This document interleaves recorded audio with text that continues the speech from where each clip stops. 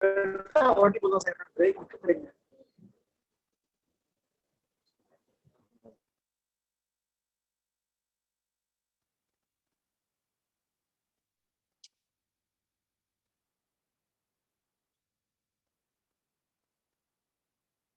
afternoon, everyone. ஆக்சுவலாக நான் last hour online class எடுக்கிறதா இருந்துச்சு, தவிர்க்க முடியாத காரணத்தினால எடுக்கல. ஸோ அதனால உங்களுடைய கிளாஸ் ஆஃப்லைனுக்கு பதிலாக ஆன்லைனில் எடுத்துட்டு அவங்களுக்கு அப்லோட் பண்ணுறதா பிளான் மாறி இருக்கு. இந்த வாரத்தில் நாளையிலேருந்து கிளாஸ் இல்லை. நெக்ஸ்ட் வந்து இன்ஸ்ட்ரக்ஷன் கிளாஸ், அதாவது உங்களுக்கு டீச்சிங் வந்து மார்ச் 1 தான். கான்வெகேஷன் காலேஜில் நடக்க போகுது. ஸோ அது சம்மந்தமான ஒர்க் போய்கிட்டு இருக்கிறதுனால அட்மினிஸ்ட்ரேட்டிவ் ரீசன்னால நெக்ஸ்ட்டு 3 days ஆல்மோஸ்ட் பிப்ரவரி ஃபுல்லாக கிளாஸஸ் வந்து என்ன பண்ணியிருக்காங்கன்னா சஸ்பெண்ட் பண்ணியிருக்காங்க. Okay, so good afternoon everyone. நம்ம இப்போ பார்த்துட்டு இருக்கிற ஜெனரல் பிரின்சிபல்ஸ் ஆஃப் இன்டர்பிரிட்டேஷன் இந்த கிளாஸோட முடிய போகுது. சரியா? லாஸ்ட் செஷன் எத்தனை பேர் பார்த்தீங்கன்னு தெரியல. லாஸ்ட் செஷன் எடுத்த ஜெனரல் பிரின்சிபல் என்னன்னு பார்த்தீங்கன்னா நம்பர் 10, எக்ஸ்பிரஷன் யூனியஸ் எஸ்ட் எக்ஸ்க்ளூசியோ ஆல்டீரியஸ். அதாவது என்னன்னா, நம்ம இப்போ பார்த்துட்டு இருக்கிறது எல்லாமே வந்து with regard to interpretation with regard to codified law or statutes அப்படின்னு சொல்லக்கூடியது இயற்றப்பட்ட எழுதப்பட்ட சட்டங்களை பற்றி தான் நம்ம பார்த்துக்கிட்டு இருக்கோம் இல்லையா? ஸோ அப்போ ஒரு பேராக்ல ஒரு பர்டிகுலர் செக்ஷன்ல ஏதோ ஒரு வார்த்தை, ஒரு 5 வார்த்தை போட்டிருக்காங்க, 6வது ஒரு வார்த்தை இல்லை. அப்போ அந்த இல்லாத வார்த்தையை நம்மளா சேர்த்துக்கலாமா? அப்படி சேர்த்துக்க முடியுமான்னா முடியாது. அப்படிங்கிறது தான் இந்த நம்பர் 10, எக்ஸ்பிரஷன் யூனியஸ் எஸ்ட் எக்ஸ்க்ளூசியோ ஆல்டீரியஸ். அதாவது சட்டத்துல ஏதோ ஒண்ணு ஒமிட் ஆயிருக்கு அப்படின்னா அது வேண்டுமென்றே தான் தவிர்க்கப்பட்டிருக்கு அப்படின்னு அர்த்தம். ஸோ அப்ப இல்லாத ஒன்றை நாம என்ன பண்ணக்கூடாது, எடுத்துக்கிட்டு பொருள் கொள்ளக்கூடாது அப்படிங்கிறது தான் இது. ஃபார் எக்ஸாம்பிள், நான் லாஸ்ட் செஷன் நீங்க பார்த்துருந்தீங்கன்னா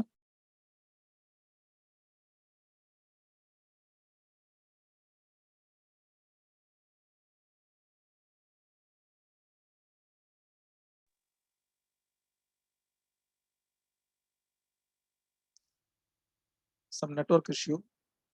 So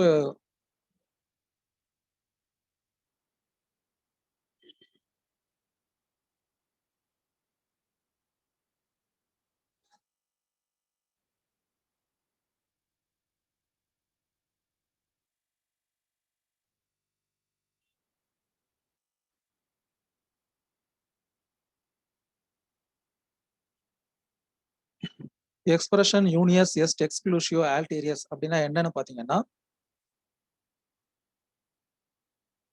நான் இதுக்கு எக்ஸாம்பிளா ஆர்டிகல் 15, ஆர்டிகல் 21, ஆர்டிகல் 14 இதெல்லாம் சொல்லியிருப்பேன். உதாரணத்துக்கு ஆர்டிகல் 15 அண்ட் ஆர்டிகல் 16 எப்படி ஆரம்பிக்கும்னா, நோ பர்சன் ஷால் பி அப்படின்னு ஆரம்பிக்கும். Article 15, sorry, no citizen state shall not discriminate against its citizens on the basis of so and சோன்னு ஆரம்பிக்கும். எது? ஆர்டிகல் 15. ஆர்டிகல் 21 எப்படி ஆரம்பிக்கும்னா, no person shall be deprived of his life and personal liberty ன்னு ஆரம்பிக்கும். அப்போ article 21 is applicable to all kinds of persons irrespective of their citizenship. But whereas article 15, article 16 and article 14 is applicable only with regard to citizen of India. So அப்போ ஒரு particular ஆர்டிகல்லையோ இல்லை ஒரு செக்ஷன்லையோ ஒரு ப்ரொவிஷன்லையோ ஒரு வார்த்தையை சேர்த்திருக்காங்க, ஒரு வார்த்தையை ஒமிட் பண்ணிருக்காங்க அப்படின்னா, ஒமிட் பண்ணிருக்கிறது என்ன கிடையாது, வேணும்னே செய்யப்பட்டதா அர்த்தம். அப்போ அந்த ஒமிட் பண்ண விஷயத்த நம்ம என்ன பண்ண முடியாதுன்னா ஒரு ரிலை பண்ண முடியாது. அதுக்கு ஒரு கேஸ்ல கூட லாஸ்ட் செஷன்ல டிஸ்கஸ் பண்ணியிருப்போம். நந்தினி சத்பதி வர்சஸ் PL டேனி அப்படிங்கிற கேஸ்ல செக்ஷன் 25 ஆஃப் எவிடன்ஸ் ஆக்ட்ல confession given to police officer need not be proved in the court of law அப்படின்னு சொல்லியிருப்பாங்க. ஸோ அப்போ போலீஸ் ஆஃபீஸர் கிட்ட இது நடக்கக்கூடிய மற்ற conversation, say something like an admission, இல்லை ஏதோ ஒரு நோட்டோ இல்லை ஒரு கான்வர்சேஷனோ இல்லை டேப்போ ஏதோ ஒன்று இது பண்ணப்படுது. ஃபார் எக்ஸாம்பிள், போலீஸ் வந்து ஒரு ட்ராப்பை செட் பண்றாங்க. அந்த ட்ராப்ல என்ன பண்றாங்கன்னா, அவங்க போலீஸ் ஆஃபீஸர்னு டிஸ்க்ளோஸ் பண்ணாம ஒரு பப்ளிக் பிளேஸ்ல, say for example a person may be a habitual offender, சரியா, அவனுக்கு தண்ணி அடிக்கக்கூடிய பழக்கம் இருக்கலாம். அப்போ போலீஸ் என்ன பண்றாங்கன்னா, அவன் எப்பவும் ரெகுலரா போகக்கூடிய அந்த பாருக்கு போயிட்டு அவன் கூட பேச்சுவார்த்தை கொடுத்துக்கிட்டே, இந்த மாதிரி ஒரு சம்பவம் நடந்திருக்கு இந்த இடத்துல, இது வேற யார் பண்ணிருப்பா, இந்த இடத்துல நான் இவரை தவிர யாரு அப்படிங்கிற மாதிரி போட்டு வாங்குறாங்க. சரியா? அப்போ அவர் என்ன பண்றாருன்னா எந்த ஒரு அப்ரிஹென்ஷனுமே இல்லாம போலீஸ் அப்படிங்கிற அந்த பயம் இல்லாம எதேச்சியாக ஒரு வாக்குமூலம் கொடுக்கிறார். இதை கன்ஃபெஷன் சொல்ல முடியாது. It is just a statement.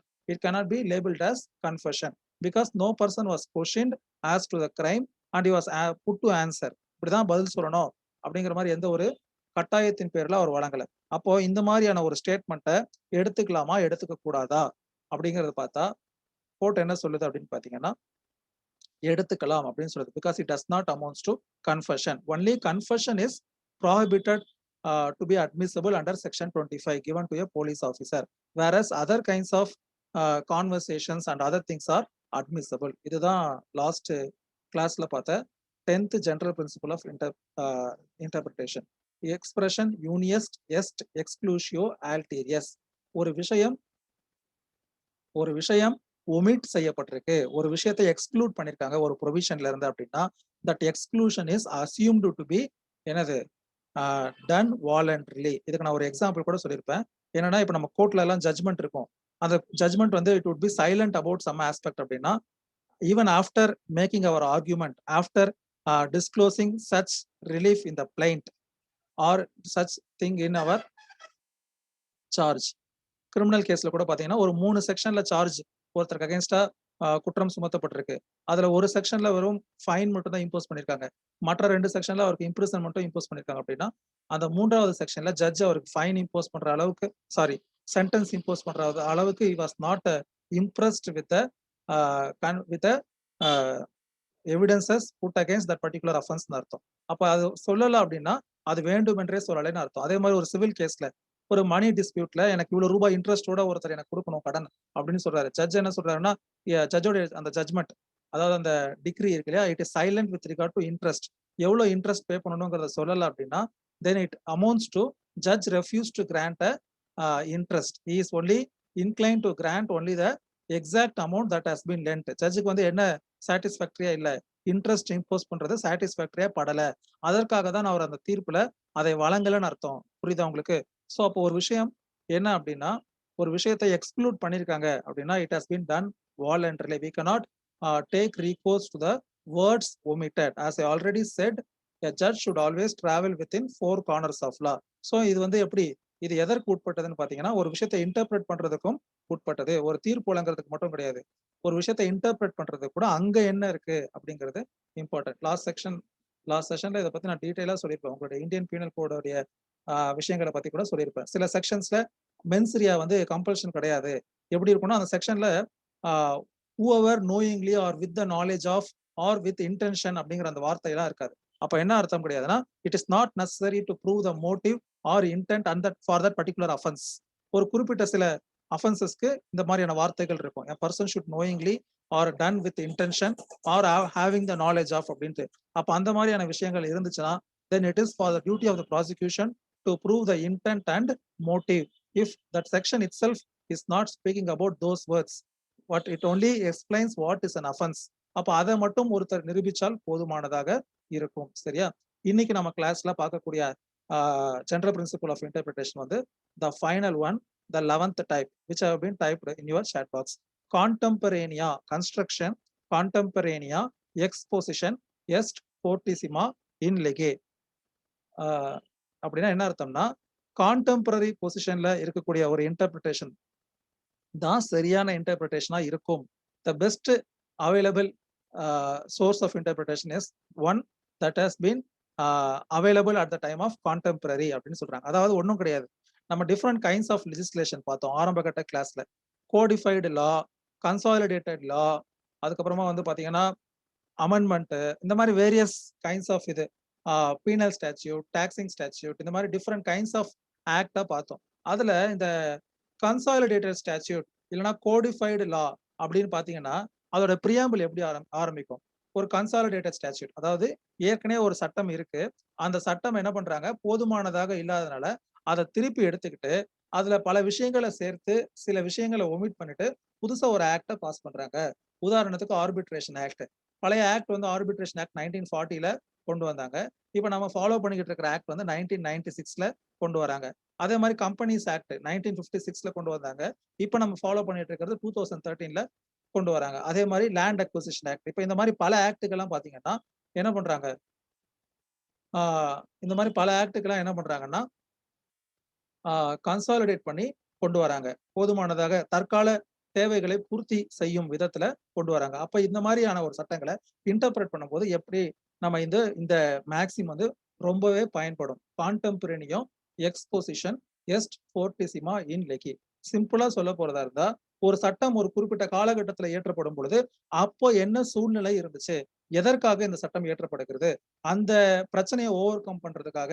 For example என்ன சொல்றது, நம்ம ஒரு கிரிமினல் லா அமெண்ட்மெண்ட் ஆக்ட் 2013 எடுத்துக்கோங்களேன். மோஸ்டா அந்த ஆக்டுடைய ரீசன் என்னன்னு பாத்தீங்கன்னா, public outrage after the Nirbhaya incident in 2013. அப்ப அதற்காக சென்டென்ஸை என்ன பண்றாங்க, various offences with regard to sexual offences, அதோடைய அந்த பீரியட் ஆஃப் சென்டென்ஸை என்ன பண்றாங்கன்னா என்ஹான்ஸ் பண்றாங்க. சில அஃபென்சஸ்க்கு 5 இயர்ஸ் இருக்கிறத 7 இயர்ஸ் ஆக்குறாங்க, 7 இயர்ஸ் இருக்கிறத 10 இயர்ஸ் ஆக்குறாங்க, 10 இயர்ஸ் இருக்கிறத லைஃப் இம்ப்ரிசன்மெண்ட் ஆக்குறாங்க, லைஃப் இம்ப்ரிசன்மெண்ட் இருக்கிறத டெத் சென்டென்ஸ் ஆக்குறாங்க.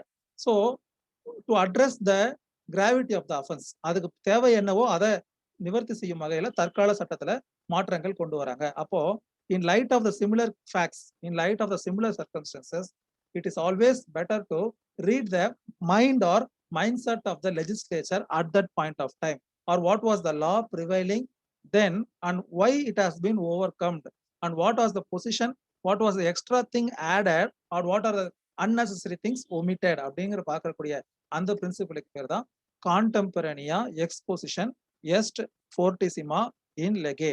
அதாவது இப்ப நம்ம ஒரு உதாரணம், இன்னைக்கு ஆர்பிட்ரேஷன் ஆக்ட் 1996ல ஒரு வேர்டை நம்ம இன்டர்பிரேட் பண்றோம், அதற்கு இதுதான் அர்த்தம் அப்படின்னு இன்னைக்கு ஒருத்தர் ஆர்கியூ பண்றாரு. இன்னொருத்தர் என்ன சொல்றாரு, no no no the meaning is not this one அப்படின்னு சொல்றாரு. அப்ப ஜட்ஜுக்கே ஒரு டவுட் வருது, whether to take this exposition or to take another exposition. அவர்கள் சொல்வது சரியா இல்ல இவர்கள் சொல்வது சரியா அப்படின்னு சொல்லும் போது நீதிபதி என்ன பண்ணலாம் அப்படின்னு பாத்தீங்கன்னா, this is an consolidated law, this is an amended law. Existing இதை என்ன பண்றாங்க, சேர்த்து தேவையானதை எடுத்துக்கிட்டு இது பண்ணிருக்காங்க. So what was the applicability of this word at the earlier act or at the earlier stance, why this has been modified to this current scenario அப்படிங்கிறத பழைய ஆக்டையும் புது ஆக்டையும் எடுத்துக்கிட்டு அதோடைய ரியல் இன்டென்ஷனை கொடுக்கலாம் அப்படின்னு சொல்றதுதான் கான்டெம்பரரியும் எக்ஸ்போசிஷன் எஸ்ட் ஃபோர்டிசிமா இன் லெகே. பட் ஆனா இதோட யூசேஜ் வந்து என்னன்னு பாத்தீங்கன்னா ரொம்ப மினிமல் ஆர் ரொம்ப சேஃபரா தான் யூஸ் பண்ணணும். Because even though we can say இந்த மாதிரி நம்ம பழைய அப்பா என்ன நிலைமை இருந்துச்சோ நம்ம அதை போய் பார்க்கணும் கொல்லணும் அப்படின்னு சொல்லிட்டு, but after some act has been passed and something has been provided in your hand, இதுதான் சார் சட்டம் அப்படின்னு சொல்லிட்டு புதுசா இந்த ஆக்டை கொண்டு வந்துட்டாங்க, இந்த ஆக்ட்ல எல்லா செக்ஷனும் கொண்டு வந்துட்டாங்க, ப்ரொவிஷன்ஸ் எல்லாமே கொண்டு வந்துட்டாங்க அப்படின்னு சொன்னதுக்கு அப்புறமா நான் இதை ஃபாலோ பண்ண மாட்டேன், அந்த கான்டெம்பரரிஸ் எக்ஸ்போஷன் அப்ப என்ன சூழ்நிலை இருந்துச்சு அப்படின்னு பார்ப்பேன்னு சொன்னா அது மடமை. அது எப்ப தேவை அப்படின்னு பாத்தீங்கன்னா, எப்போ இப்ப இருக்கிறது போதுமான தெளிவற்ற தன்மையாக இருக்கிறது, இல்ல I need some more light to be fallen on this particular provision of this chapter, எனக்கு இதுல இன்னும் ஒரு தெளிவான ஒரு தன்மை, இன்னும் ஒரு அதிகபட்ச விளக்கம் தேவைப்படுது அப்படின்னா அப்ப நம்ம இந்த பிரின்சிபலை ஒரு எய்டா எடுத்துக்கலாம். மற்றபடி with the current scenario itself, when the current position itself is very clear, what is the position of law, what is the provision speaks about அப்படிங்கிறது தெளிவாக தெரியும் பொழுது நமக்கு என்ன அவசியம் கிடையாது, நம்ம வந்து அந்த அட் த இயர்லியர் டைம்ல என்ன இருந்துச்சுங்கிறத நம்ம பார்க்கணுங்கிற அவசியம் கிடையாது. சரியா? இதுதான் கான்டெம்பரரியும் எக்ஸ்போசிஷன் எஸ்ட் ஃபோர்டிசிமோ இன் லெகே. அதுக்கு இங்கிலீஷ் மீனிங் என்ன அப்படின்னு பாத்தீங்கன்னா,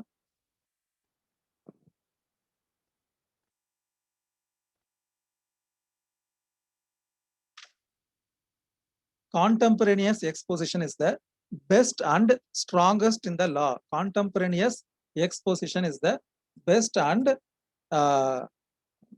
strongest in the law. சரியா? It may be less popular or it may be sound ordinary. என்ன சார் இது சின்ன பிள்ளைத்தனமா இருக்கு, இல்ல இது வந்து எப்படி ஏற்றுக்கக்கூடியதா இல்ல அப்படின்னு சொல்லலாம். அப்படி சொன்னாலும் கூட it is always better to understand the law to its depth. What was the remedy this particular provision sought to be achieved, எதற்காக இதை கொண்டு வந்தார்கள் அப்படிங்கிறத பார்த்து இது பண்ணலாம். நீங்க உங்களுக்கு நல்லா கொஞ்சம் என்ன சொல்றது, ஒரு உங்களுக்கு தெரிஞ்சுக்கணுங்கிற ஆர்வம் இருந்துச்சுன்னா, நீங்க மெட்ராஸ் ஹைகோர்ட்டுடைய வெப்சைட் எடுத்து போய் பார்த்தீங்கன்னா, அதுல ஜட்ஜ்மெண்ட்ஸ் இருக்கும். ஃபுல் பெஞ்ச் ஜட்ஜ்மெண்ட் அப்படின்னு சொல்லிட்டு இருக்கும். அதாவது 5 ஆர் அபோவ் ஜட்ஜஸ் உட்கார்ந்திருக்கக்கூடிய கேஸஸ். அந்த ஃபுல் பெஞ்ச் ஜட்ஜ்மெண்ட்ஸ், அதாவது ஆட் நம்பர்ஸ்ல ஜட்ஜஸ் இருப்பாங்க. அதெல்லாம் என்ன பண்ணுவாங்கன்னா, ரெஃபரன்ஸ் அப்படின்னு சொல்லுவாங்க. ரெஃபரன்ஸ் அப்படின்னா, ஆ ஒரே ஹைகோர்ட்ல 2 டிஃபரண்ட் வியூ இருக்கும். ஒரு டிவிஷன் பெஞ்ச் ஒரு ஜட்ஜ்மெண்ட்ட குடுத்திருப்பாங்க. இன்னொரு டிவிஷன் பெஞ்ச் இன்னொரு ஒப்பீனியன குடுத்திருப்பாங்க. ஸோ அப்ப கரண்ட் ட்ரெண்டுக்கு எத எடுத்துக்கலாம்? எத ஒமிட் பண்ணலாம்? It is always there for the court to follow its own verdict or to refuse its own verdict. அது அவங்களுடைய தன்மை தான். அத வந்து கம்பல்சரியா நான் ஃபாலோ பண்ணணுங்கிற அவசியம் கிடையாது. ஒரு நீதிமன்றம் either it may be a Supreme Court under Article 141 or it may be a High Court, whether to accept its own ruling or to reject its own ruling. That is its own wish. But it cannot be done so as it is. ஏதோ எனக்கு தோணுச்சு அதனால நான் பண்ணேன். இல்ல இது எனக்கு எப்படி அப்படிங்கிறதுக்காக நம்ம எடுத்துக்க முடியாது. There should be some cogent reasons or concrete binding force. அப்போ என்ன பண்ணுவாங்கன்னா சில நேரங்கள்ல நீதிபதிகள் ரெஃபர் பண்ணுவாங்க. ஃபுல் பெஞ்ச் ரெஃபரன்ஸ் அப்படின்னு சொல்லிட்டு. அப்ப இருக்கக்கூடிய அந்த chief justice of India judges constitute பண்ணிட்டு ஒரு particular questions, what are the questions to be addressed by this bench அப்படிங்கிறத ஃபர்ஸ்ட் ஃபார்முலேட் பண்ணிடுவாங்க. Similar to a second appeal. Second அப்பீல்னா என்ன அப்படின்னு பார்த்தீங்கன்னா, the court would formulate the substantial question of law involve in that particular appeal. அதே மாதிரி reference அப்படிங்கிற இந்த பர்ட்டிகுலர் இதுல என்ன பண்ணுவாங்கன்னா, the judges would formulate the questions to be addressed by this full bench. சரியா? அப்ப அந்த நீதிபதிகள் what was the prevailing situation at that point of time, whether the current act or current question of law is applicable to these instances also அப்படிங்கறத ஒரு இதுவா எடுத்துப்பாங்க. அப்ப இப்ப நீங்க அந்த மெட்ராஸ் ஹைகோர்ட் வெப்சைட்ல லேட்டஸ்ட்னா என்னது, almost more then year ago a full bench judgment based on Barstow School Reforms Act. அந்த ஆக்ட்ல அதாவது அட்மானிஷன் அப்படின்னு சொல்லுவாங்க. ப்ரொபேஷன் ஆஃப் அஃபெண்டர்ஸ் ஆக்ட்ல 18 வயது நிறைவடைந்த ஒருவர், 21 வயது கம்ப்ளீட் ஆகாத ஒருவர், is a major but he has been sentenced to rigorous imprisonment above 7 years, 10 years, even life imprisonment. Whether they should be confined along with the hardcore criminals in a prison or they should be sent to a Barstow School under the Barstow School Act அப்படிங்கிறது question. அப்ப அந்த பார்ஸ்டல் ஸ்கூல்ல ஒருத்தரை வச்சா அவரை நம்ம என்ன பண்ண முடியாது, லைஃபுக்கும் வைக்க முடியாது அப்படிங்கிற ஒரு ப்ரொவிஷனும் இருக்கு. அப்ப அவங்க வந்து ஒரு அதிகபட்சம் 3 வருஷம் தான் ஒருத்தரை சென்டென்ஸ் பண்ணணும்னு சொல்லிட்டு. அப்ப எதை எடுத்துக்கிறது? அப்ப அந்த அட்மானிஷன் அவருடைய அந்த வயது, அவர் செய்த அந்த தவறின் தன்மையை எடுத்துக்கிறதா, இல்ல அவருடைய அந்த இருப்பிடத்தை மட்டுமே ஒரு கால வரமுறைக்கு எடுத்துக்கலாமா? அவர் இருக்கிற இடம்தான் பிரச்சனைக்குரியதா, இல்ல அவருக்கு வழங்கப்பட்ட தண்டனையின் கால அளவு இந்த சட்டத்துக்கு உட்பட்டதா அப்படிங்கிறத என்ன பண்றாங்கன்னா, ஃபுல் பெஞ்ச் ஜட்ஜ்மெண்ட். நீங்க மெட்ராஸ் ஹைகோர்ட் வெப்சைட்ல போயிட்டு கூகுள்ல www.highcourtmadras.tn.nic.in இந்த வெப்சைட் போயிட்டு நீங்க ஜட்ஜ்மெண்ட்ஸ் அப்படிங்கிறதுல அந்த ஃபுல் பெஞ்ச் ஜட்ஜ்மெண்ட் இருக்கும். நீங்க அதை படிச்சு பாருங்க. அதுல இந்த மாதிரி கான்டெம்பரேனியஸ் எக்ஸ்போசிஷன் என்ன, what was the current situation, ரீசெண்டா கோர்ட்டோட ஜட்ஜ்மெண்ட்ஸ் என்ன அப்படிங்கறத கூட அவங்க என்ன பண்ணிருப்பாங்க, ரிலை பண்ணிருப்பாங்க. Because law changes as per the need of the society இல்லையா? சட்டத்தின் தேவைகள் இந்த சமூகத்தின் தேவைகளுக்கு ஏற்றவாறு மாறிக்கொண்டே இருக்கிறது. உதாரணம்னா நான் நடந்த விஷயத்தை தான் சொல்றேன்.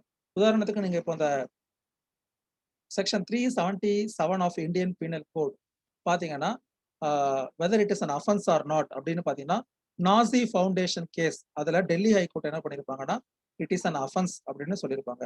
அதாவது sexual intercourse against the order of nature. சரியா?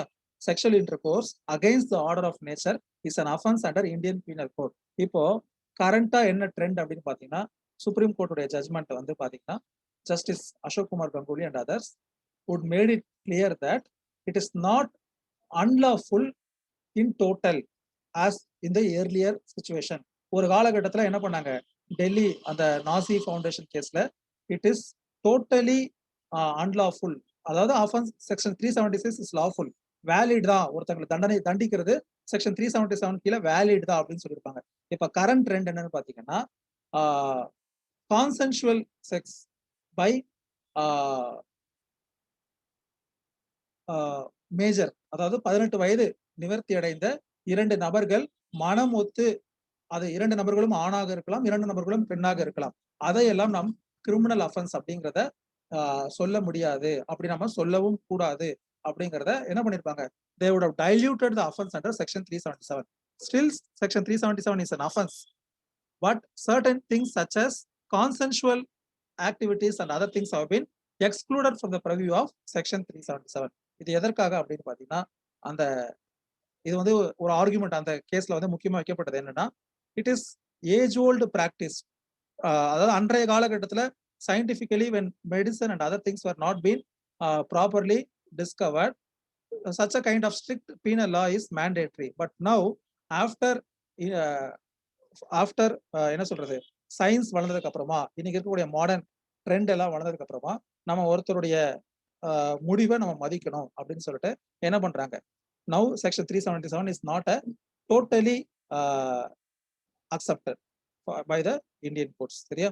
ஸோ இதுதான் வந்து with regard to contemporanea exposition est fortissima in lege. So இதுக்கு நீங்க என்ன எடுத்துக்கலாம்னா, அந்த Naz foundation case with regard to section 377 அதை ஒரு முக்கியமான எக்ஸாம்பிளா எடுத்துக்கலாம்.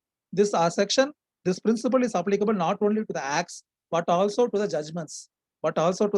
judgments. அப்ப சுப்ரீம் கோர்ட்லயே ரெண்டு டிஃபரெண்ட் வெர்டிக்ட் இருக்கு. ஸோ ஹைகோர்ட் எதை எடுத்துக்கலாம், which is most recent, which is currently able to fulfill the prevailing disturbances. இன்னைக்கு இருக்கக்கூடிய பிரச்சனையை தீர்க்கக்கூடிய தற்காலிக சூழ்நிலைக்கு பொருந்தக்கூடிய ஒரு தீர்ப்பை ஒரு முன்மாதிரியை எடுத்துக்கிறதும் இந்த பிரின்சிபலுக்கு கீழே வரும். சரியா? not only the sections but also the judgments which has recent finding could be relied upon for the recent problems. அதே ஒரு பழைய காலத்து ப்ராப்ளமா இருந்தா பழைய பொசிஷன் என்ன அப்படிங்கிறத பார்க்க போறோம். சரியா? So this is the 11th and final general principle of interpretation. So இப்போ ஓரளவுக்கு சம்பவம் மட்டும் பண்ணிக்கிறேன். இது வரைக்கும் நம்ம இந்த 11 general principle of interpretationல என்ன பார்த்துட்டு இருந்தோம் அப்படின்னு சொல்லிட்டு, first principle is literal or grammatical rule. அதாவது சட்டத்தை இருக்கிறவாறே நம்ம என்ன பண்ணிக்கணும், இன்டர்பிரட் பண்ணிக்கணும். அதுதான் ஃபர்ஸ்ட் டைப். எல்லா பிரின்சிபல் ஆஃப் இன்டர்பிரிட்டேஷனும் காமன் விஷயம் என்னன்னா, intention of the legislature to be fulfilled.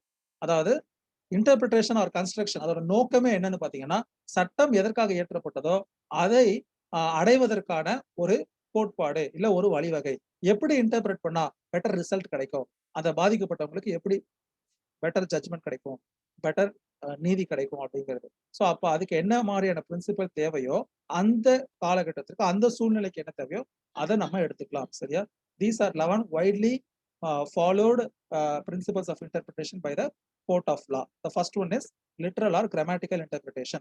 When the law is very clear on its subject, சட்டம் தெளிவாக இருக்கு, இதுதான் ப்ரொவிஷன், இதுதான் வரும் அப்படின்னு சொன்னதுக்கு அப்புறமா, it is not for the duty of the court to go behind the what is the outcome etc etc. It should be left to the will of legislature. சட்ட தெளிவா குறிப்பிடப்பட்டிருக்கு, இதுதான் இப்படிதான் அப்படின்னு சொன்னா நம்ம அதன்படிதான் நம்ம கொண்டு போனோமே தவிர நம்ம உட்காந்து சட்டத்தை இயற்றக்கூடாது. The law making authority is legislature, not judiciary அப்படிங்கிறது இந்த லிட்ரல் ரூலுடைய சாராம்சம். ரெண்டாவது இருக்கிறது மிஸ்சீஃப் ரூல். மிஸ்சீஃப் ரூலுங்கிறது advanced from the literal rule. So அப்போ அந்த மிஸ்சீஃப் ரூல் என்ன பண்றாங்கன்னா, every law has been enacted to fulfill something which is left void. இல்லையா? ஏதோ ஒரு விஷயம் ஃபுல்ஃபில் ஆகாம இருக்கு, ஏதோ ஒரு குறையை நிவர்த்தி பண்றதுக்காக தான் ஒரு சட்டம் இயற்றப்பட்டிருக்கு. அப்போ ஒரு லாவை இன்டர்பிரட் பண்ணும் பொழுது என்ன குறைபாடு இருந்துச்சு, அந்த குறைபாடை போக்குவதற்கு சட்டம் ஏன் போதுமானதா இல்லை, அப்ப இதை எப்படி இன்டர்பிரட் பண்ணா அந்த குறைபாடை போக்கணும் அப்படிங்கிறதுக்காக இந்த சட்டம் இயற்றப்பட்டது லெஜிஸ்லேச்சரால. இந்த விஷயங்களை எல்லாம் கருத்தில் எடுத்துக்கிட்டு ஒரு ப்ரொவிஷன் ஆஃப் லாவை இன்டர்பிரட் பண்றதுக்கு பேரு mischief rule. The mischief has to be identified and it has to be overcome by proper interpretation of the law. Second category. சரியா? மூணாவது ரூல் வந்து கோல்டன் ரூல். இதுக்கு இன்னொரு பேரு மாடிஃபையிங் மெத்தட் ஆஃப் இன்டர்பிரிட்டேஷன். எதை modify பண்றாங்கன்னா, அந்த லிட்ரல் ரூலை மாடிஃபை பண்றாங்க. ஃபர்ஸ்ட் பார்த்தது. ஸோ இப்போ இவங்க என்ன பண்றாங்கன்னா, 2 possibilities are there. லிட்ரலா ஒரு மீனிங் கொடுக்குறோம், பட் ஆனா இட் கிரியேட்ஸ் அப்சர்டிட்டி. இல்லைன்னா இது வந்து பிரச்சனையா இன்னும் கன்ஃபியூஸ்டிங் ஸ்டேட்ல இருக்கு. ஆனா இன்னொரு kind of interpretation is possible. அந்த interpretation even though it is less accepted, இது வந்து not popularly accepted, but only after giving this interpretation the purpose is solved அப்படின்னா அதை நம்ம எடுத்துக்கலாம். எது சிறந்ததாக இருக்கிறதோ அதை நம்ம எடுத்துக்கிறதுக்கு பேரு கோல்டன் ரூல் ஆஃப் இன்டர்பிரிட்டேஷன் பேரு. நாலாவதா பார்த்தது ஹார்மோனியஸ் கன்ஸ்ட்ரக்ஷன். அதிகமா இன்டர்பிரிட்டேஷன் ஆஃப் கான்ஸ்டிடியூஷன்ல பயன்படக்கூடிய ஒரு லா. அதாவது ஒரு சட்டத்துடைய 2 ப்ரொவிஷனுக்குள்ள ஒரு முரண்பாடு வருதுன்னா, கோர்ட் ஒன்னு சிறந்தது இன்னொன்னு செல்லாது அப்படின்னு சொல்லி அறிவிக்க கூடாது. எப்படி இன்டர்பிரட் பண்ணா 2 ப்ரொவிஷனையுமே அப்போல்ட் பண்ண முடியும் அப்படியோ அந்த மாதிரி ஒரு சிறப்பான ஒரு இன்டர்பிரிட்டேஷனை கொடுக்கணும் அப்படிங்கிறது தான் harmonious construction. Because everything has been legislated with some intention. ஏதோ ஒரு நோக்கத்திற்காக தான் அந்த சட்டம் இயற்றப்படுது. அந்த நோக்கம் ஒருவாறாக சிந்தித்து பார்த்தால் தவறாக இருக்கலாம். ஆனால் இரண்டையும் எப்படி இன்டர்பிரட் பண்ணி சரியான கலவையில் கொண்டு போனா அது ப்ராப்பரா இருக்கும் அப்படிங்கிறது சொல்றதுக்கு பேர் தான் harmonious construction. It is the duty of the court to declare the law as right to or to uphold the law. சரியா? சட்டம் சரியானது அப்படிங்கிற அந்த மனநிலையில தான் போய் உட்காரணும். சட்டம் மக்களுக்காக இயற்றப்பட்டது. அப்ப எப்படி இன்டர்பிரட் பண்ணா அந்த சட்டங்கள் முரணானதாக இல்லை, சரியா தான் இருக்கு அப்படிங்கிறத கொண்டு போறது அப்படிங்கிறது தான் ஹார்மோனியஸ் கன்ஸ்ட்ரக்ஷன். அதிகமா கான்ஸ்டியூஷனை இன்டர்பிரட் பண்ணுவாங்க. கான்ஸ்டியூஷனோட ஏதாவது ஒரு ப்ரொவிஷன் நல்ல அண்ட் ஆர்டர் டிக்ளேர் பண்ண சொல்லும்போது கோர்ட் என்ன சொல்லணும்னா அப்படி பண்ண முடியாது, இதை இப்படிதான் இன்டர்பிரட் பண்ணணும் அப்படின்னு சொல்லுவாங்க. நான் சில இந்த நான் உங்களுக்கு அந்த கீதா ஹரிஹரன் கேஸ் கூட சொல்லியிருந்தேன் ஹார்மோனியஸ் கன்ஸ்ட்ரக்ஷனுக்கு. ஹார்மோனியஸ் கன்ஸ்ட்ரக்ஷன்ல பாத்தீங்கன்னா என்ன பண்ணிருப்பாங்க அந்த கேஸ்ல, இந்து மைனாரிட்டி அண்ட் கார்டியன்ஷிப் ஆக்ட்ல செக்ஷன் 6 சேலஞ்ச் பண்ணுவாங்க. அதாவது நேச்சுரல் கார்டியன் அப்படிங்கிறது யாருங்கிறத சொல்லியிருப்பாங்கன்னா ஃபர்ஸ்ட்லி ஃபாதர், செகண்ட்லி மதர் அப்படின்னு லைனா கொடுத்துருப்பாங்க. அப்ப அது எப்படி எடுத்துக்கிறது? How discrimination can be given in favour of father அப்படிங்கிறது கொஸ்டின் ஆகும்போது கோர்ட் என்ன சொல்லணும், அப்படி எடுத்துக்க கூடாதுங்க. கார்டியன்னா யாரு? One who is having the welfare of the child அப்படிங்கிறது தான் முக்கியமான ஒரு விஷயம். ஸோ இது வந்து என்னன்னா இட் இஸ் அவைலபிள் பூல். அதாவது இந்த 4 பேர் தான் நேச்சுரல் கார்டியன். அதுல யாரு அந்த குழந்தையுடைய நலனில் அதிக அக்கறை கொள்கிறார்களோ கோர்ட் அவங்கள தான் கஸ்டடி கொடுக்கணும், அவங்களுக்கு தான் கார்டியன்ஷிப் கொடுக்கணும் அப்படிங்கிற மாதிரியான ஒரு இன்டர்பிரேஷன் பண்ணியிருப்பாங்க ஹார்மோனியஸ் கன்ஸ்ட்ரக்ஷன். அடுத்த 5வது, statute should be read as a whole. இதுக்கு வந்து ஒரு எக்ஸாம்பிள் தான் வந்து பிரியாம்பிளை இன்டர்பிரட் பண்றது. இன்னைக்கு இன்றைய காலகட்டத்தில் preamble is also part of constitution கொண்டு வந்துட்டாங்க. நம்ம ஏதோ ஒரு ப்ரொவிஷன் தப்புன்னு சொல்லும் பொழுது அந்த ப்ரொவிஷன் சரிதான் அப்படிங்கிறதுக்கு வேற ஒரு இடத்துல இருக்கக்கூடிய ஒரு இன்டர்பிரேஷன் தேவைப்பட்டா அதையும் நம்ம எடுத்துக்கணும் அப்படிங்கிறது. இதுக்கான எக்ஸாம்பிள் வந்து உங்களுக்கு இந்திரா சானே கேஸ் சொன்னேன், மண்டல் கமிஷன் கேஸ். அதாவது ஓபிசி ரிசர்வேஷன் 27% சேலஞ்ச் பண்ணும்போது சுப்ரீம் கோர்ட் என்ன சொல்லுதுன்னா it is relying upon the preamble, social justice cannot be attained without these kind of reservation அப்படின்னு சொல்லிட்டு கோர்ட் என்ன பண்ணுது, அந்த 27% ரிசர்வேஷன் இஸ் வேலிட் அப்படின்னு சொல்லி டிக்ளேர் பண்ணுது. So this is example for statute should be read as a whole. அந்த சட்டத்தை முழுவதுமா எடுத்துக்கணும். ஏதோ ஒரு விஷயம் ஒரு வாக்கியம் முரணா இருக்குதுங்கிறதுக்காக அந்த சட்டமே தப்பு அப்படிங்கிற அந்த மென்டாலிட்டியில நம்ம இன்டர்பிரட் பண்ணக்கூடாது. சரியா? Then the 6th one is construction உட்ரஸ் மேகிஸ் வேலியட் புவம் பீரியட். அப்படின்னா என்ன அப்படின்னு பாத்தீங்கன்னா டக்குன்னு அதோட லிட்டரல் மீனிங் ஞாபகம் வர மாட்டேங்குது.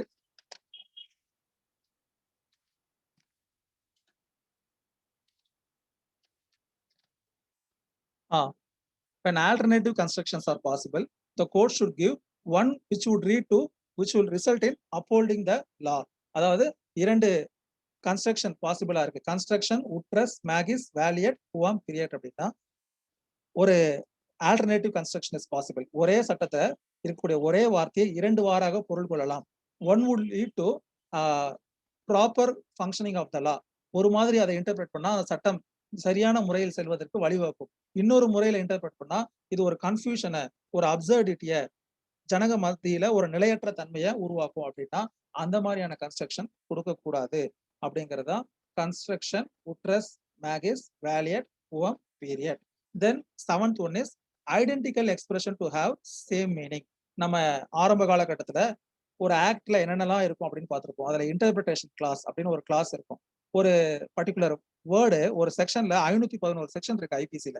அந்த 511 செக்ஷன்லயும் ஒரு வேர்டை நிறைய முறை யூஸ் பண்ணிருப்பாங்க.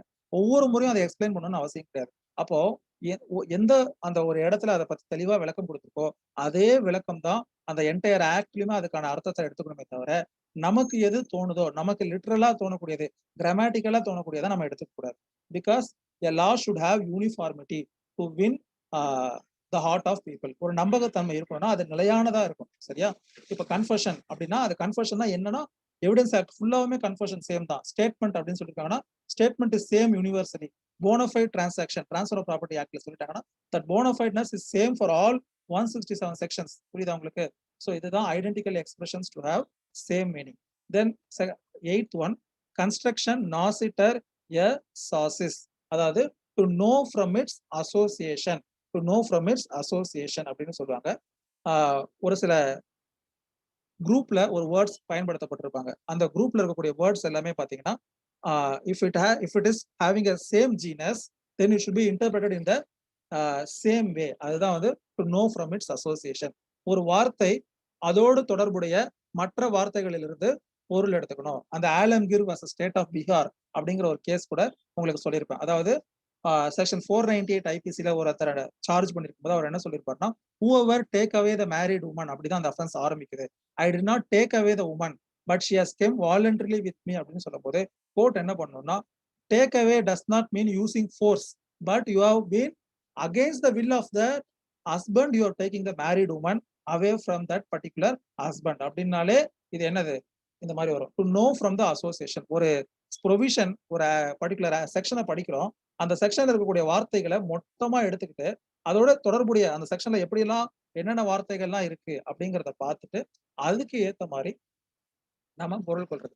அதுக்கு பேர் தான் கன்ஸ்ட்ரக்ஷன் நாசிட்டர் எஸ் ஆசிஸ் to know from its association.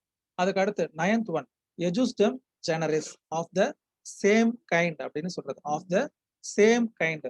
ஒரு டாக்ஸ் ஆக்ட் இருக்கு. அந்த டாக்ஸ்ல என்ன சொல்றாங்கன்னா, ஒரு பர்டிகுலர் கிராப்ஸோட நேம் எல்லாம் போட்டு it can be charged by this particular government அப்படின்னு சொல்றாங்க. அதுல இருக்கிறது எல்லாமே பாத்தீங்கன்னா கேஷ் கிராப்ஸா இருக்கு.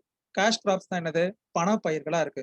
உதாரணத்துக்கு ஏலக்காய், மிளகு, சீரகம் அப்படின்னு இருக்கு. இதெல்லாம் உணவு பயிர்கள் கிடையாது. நாளைக்கு அந்த ப்ரொவிஷனை பயன்படுத்தி கவர்மெண்ட் என்ன பண்ணுதுன்னா ஒரு உணவு பொருளுக்கு டாக்ஸ் விதிக்கிறாங்க. அப்ப very well you can argue that according to the principle of ejusdem generis of it does not belong to the same kind but it belongs to different kind. The intention of legislature is to impose tax for cash crops under this particular provision but not for food crops அப்படின்னு சொல்லிட்டு நம்ம என்ன பண்ணலாம், argue பண்ணலாம். ejusdem generis of the same kind.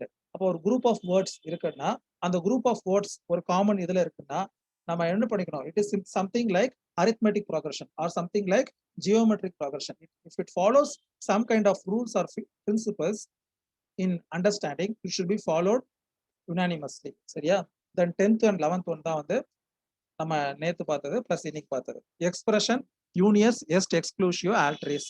ஒரு விஷயம் omit ஆயிருக்குன்னா அது தெரிந்தே தான் அதை ஒமிட் பண்ணிருக்காங்க. if something is excluded that has been excluded wantedly or knowingly அப்படிங்கிறது. அப்போ அந்த ஒமிட் பண்ண விஷயங்கள் என்ன அர்த்தம்னா இல்லைன்னு அர்த்தம். அப்போ அதை நம்ம எடுத்துக்க கூடாது. இன்டர்பிரட் பண்ண போது அதை எடுத்துக்க கூடாது. எக்ஸ்பிரஷன் யூனியஸ் எஸ்ட் எக்ஸ்க்ளூசிவோ ஆல்டீரியஸ். அப்புறம் இப்ப லாஸ்டா பார்த்தது கான்டெம்பரனியோ எக்ஸ்போசிஷியோ எஸ்ட் போர்டிசிமோ இன் லெகி. அதாவது 11வது பிரின்சிபல் என்ன அப்படின்னு பாத்தீங்கன்னா, ஒரு கான்டெம்பரரி பொசிஷன் அந்த சட்டம் இயற்றப்படும் பொழுது என்ன இருந்ததுங்கிறத நம்ம எடுத்துக்கிட்டு அதன்படி பொருள் கொண்டால் அது சிறப்பாக இருக்கும். இட் இஸ் ஸ்ட்ராங்கஸ்ட் எக்ஸ்போசிஷன் இன் லா அப்படின்னு சொல்றாங்க. இது அதிகமா கோடிஃபைட் லாவை இன்டர்பிரட் பண்ணும்போது, கன்சாலிடேட்டட் லாவை இன்டர்பிரட் பண்ணும்போது இது பயன்படுவதற்கான வாய்ப்புகள் அதிகம். ஆனால் எல்லா பிரின்சிபலுமே எப்ப அப்ளை ஆகும்னா தேவை இருக்கும் பொழுதுதான் அப்ளை ஆகும். If the situation warrants, then only these principles can be applied. When the law itself is very clear and everything can be addressed by the law in its hand as it is, then we cannot choose these kind of principles, this one or that one அப்படிங்கிறது இதுக்குள்ள போக முடியாது. சரியா? So this is what general principles of interpretation. நம்ம அடுத்து March 1ஆம் தேதியிலேருந்து class ஆரம்பிக்கும். அப்போ நம்ம ஒரு புது டாபிக்கை புது இதுக்குள்ள போறோம். ஸோ நான் இப்போ உங்களை அன்மியூட் பண்றேன். கொஞ்சம் வேகமா நிறைய விஷயங்கள் பேசிட்டேன். நீங்க பொறுமையா இதெல்லாம் பாருங்க. பார்த்துட்டு உங்களுக்கு ஏதாவது டவுட்ஸ் இருந்தாலும் நீங்க என்ன கேளுங்க. சரியா? உங்களை அன்மியூட் பண்ணியிருக்கேன். ஏதாவது தெரிஞ்சுக்கணும் இல்ல ஏதாவது பண்ணணும் அப்படின்னா நீங்க எனக்கு சொல்லலாம். ஏதாவது ஜெனரல் டவுட்ஸ் நீங்க பார்க்குற சப்ஜெக்ட்ஸ்ல இருந்தா கூட நீங்க எனக்கு டெக்ஸ்ட் பண்ணுங்க. As usual I am there to help you. சரியா?